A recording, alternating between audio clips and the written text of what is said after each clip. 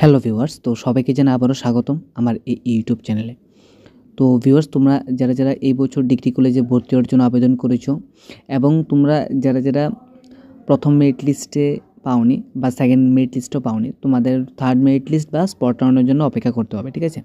তো তোমরা অনেকেই কমেন্টে জানাচ্ছ যে দাদা ডিগ্রি কলেজে আর কতগুলি সিট বাকি আছে। তো আমি তোমাদের উদ্দেশ্যে আজকের ভিডিওটা বানাচ্ছি।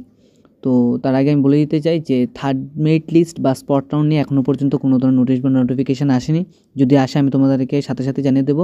তোমরা আমার চ্যানেলটিকে সাবস্ক্রাইব করে রাখো, তাহলে নোটিশ বা নোটিফিকেশান আসলে সাথে সাথে পেয়ে যাবে।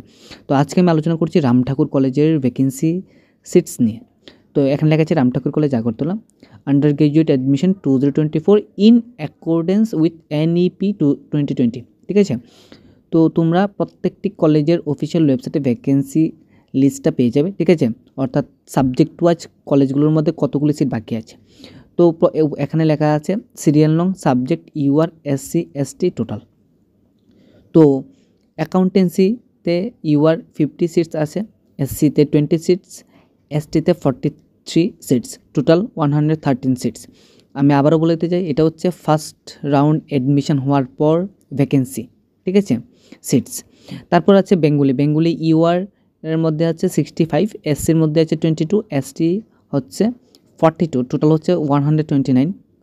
কেমিস্ট্রির মধ্যে UR আছে 15, SC আছে 5, ST আছে 9, টোটাল 29। কেমিস্ট্রির মধ্যে UR হচ্ছে 19, SC হচ্ছে 8, ST হচ্ছে 14, টোটাল হচ্ছে 41। ইকোনমিক্স UR আছে 30, SC আছে 8, ST আছে 19, টোটাল হচ্ছে 57। এডুকেশন UR আছে 30, SC আছে ইকোনমিক্স UR আছে 30, SC আছে 8, ST আছে 19, টোটাল হচ্ছে 57, অর্থাৎ টোটাল সিটস। এডুকেশন UR আছে 61, SC আছে 22, ST আছে 38, টোটাল হচ্ছে 121। ইংলিশে UR যারা আছে তাদের জন্য 68 সিটস, SC 17, ST 43, টোটাল হচ্ছে 128। তারপর হিন্দি হচ্ছে UR 31, SC হচ্ছে 14, ST হচ্ছে 24, টোটাল হচ্ছে 69। হিস্টোরি UR হচ্ছে 67, ঠিক আছে, SC হচ্ছে 22, SC হচ্ছে 40, টোটাল হচ্ছে 129। হিউম্যান ফিজিওলজি UR হচ্ছে 16, SC হচ্ছে 4, ST হচ্ছে 7, টোটাল হচ্ছে 27।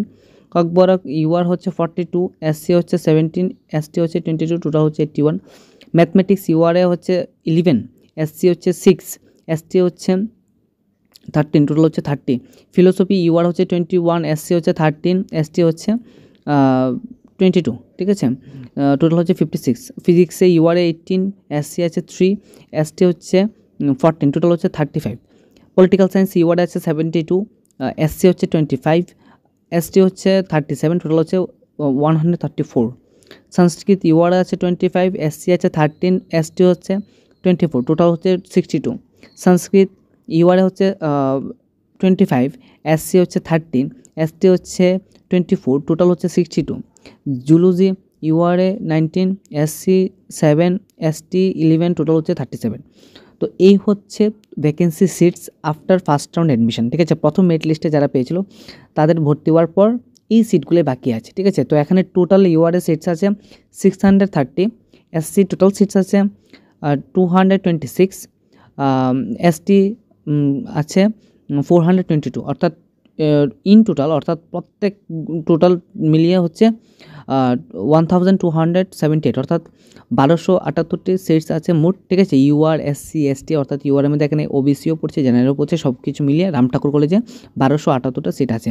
তো তারপর কিন্তু সেকেন্ড রাউন্ড অ্যাডমিশন 6 তারিখ থেকে 10 তারিখ পর্যন্ত, অর্থাৎ 6 জুলাই থেকে 10 জুলাই, ঠিক আছে? অর্থাৎ সেকেন্ড মেরিট লিস্টে যাদের নাম এসেছে, তো সেকেন্ড মেরিট লিস্টে ভর্তি হওয়ার পর কিন্তু আবার ভ্যাকেন্সি লিস্ট প্রকাশিত হবে, ঠিক আছে? তারপর হয়তো বা থার্ড মেরিট লিস্ট হবে বা স্পট রাউন্ড হবে।